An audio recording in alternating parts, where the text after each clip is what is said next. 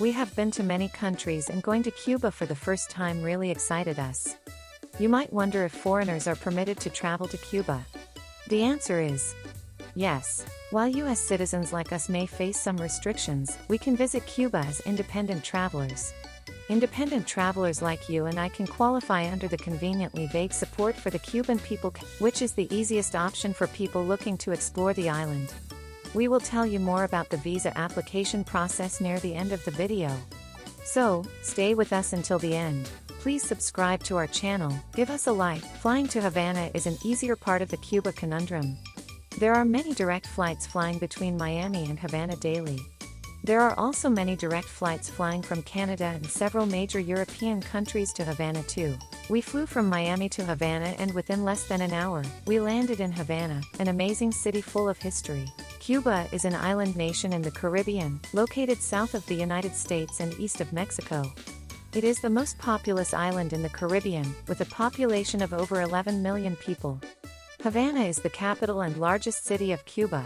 Old Havana, also known as Havana Vieja, is a historic district in Havana, Cuba, known for its well-preserved Spanish colonial-style architecture, vibrant street life, and rich cultural heritage. It is one of the oldest parts of Havana, dating back to the 16th century, and has been declared a UNESCO World Heritage Site. Old Havana is famous for its plazas, including the Plaza de la Cathedral, Plaza Vieja, and Plaza de San Francisco, which are surrounded by beautiful colonial-era buildings, many of which have been restored. The district is also home to historic landmarks such as the Castillo de la Real Fuerza, the Capitolio Nacional, and the El Morro Fortress. The University of Havana, also known as the Universidad de La Habana, is a public research university located in Havana, Cuba.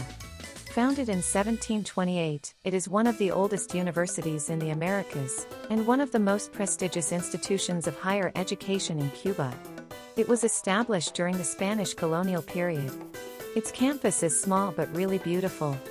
Don't miss it. American cars from the 1950s and 1960s are often referred to as vintage or classic American cars in Cuba.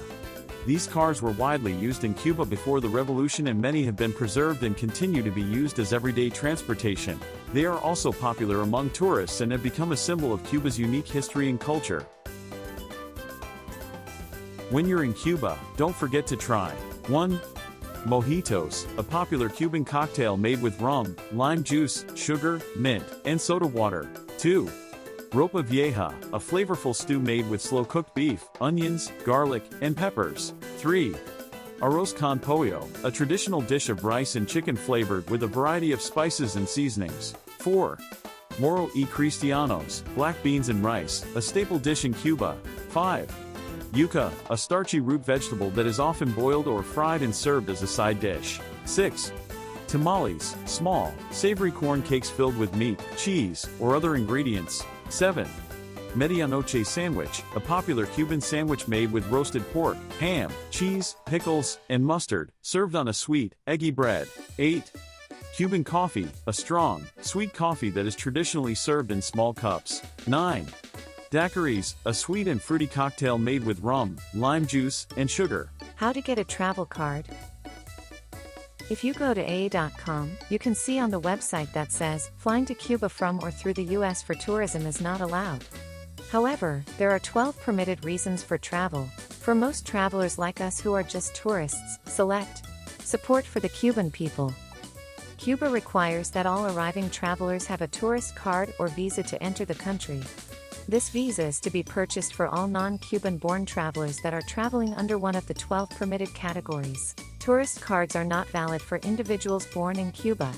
For those individuals born in Cuba, the visa entry process is different. Book your flight tickets first before applying for a travel card, as you will be asked to provide your ticket confirmation number. All visitors to Cuba, including tourists, are required to have valid travel health insurance that covers medical expenses during their stay. This requirement is enforced by Cuban authorities, and visitors may be asked to show proof of insurance upon arrival. Some airlines or travel agencies may include insurance coverage in their travel packages, so it's important to check beforehand to avoid purchasing duplicate coverage. We flew with American Airlines, so when we purchased our tickets, the cost of health insurance was factored into our ticket price. All in all, we really enjoyed Cuba. We spent about $100 to $120 per day including room, food, and local transportation for 3 of us. We had a great time and can't wait to go back in the near future. Thank you for watching. Please subscribe to our channel, give us a like, and leave us comments. See you in our next video.